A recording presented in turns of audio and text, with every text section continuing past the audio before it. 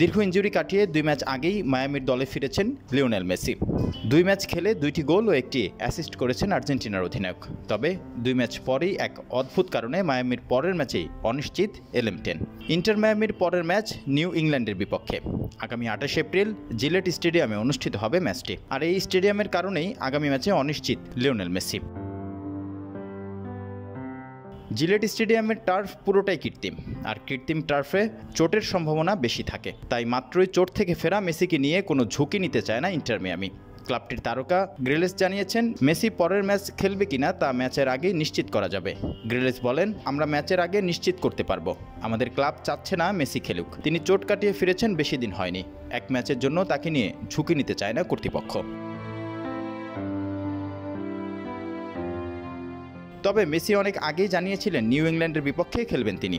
মেসির এমন দুঃসংবাদের পর মুহূর্তের মধ্যেই নিউ ইংল্যান্ড ও মায়ামির মধ্যকার ম্যাচের টিকিট বিক্রি হয়ে যায়। জিলেট স্টেডিয়ামের দর্শক ধারণ ক্ষমতা 65,000। এর মধ্যে সকল টিকিট বিক্রি হয়ে গেছে বলে জানিয়েছেন কর্তৃপক্ষ।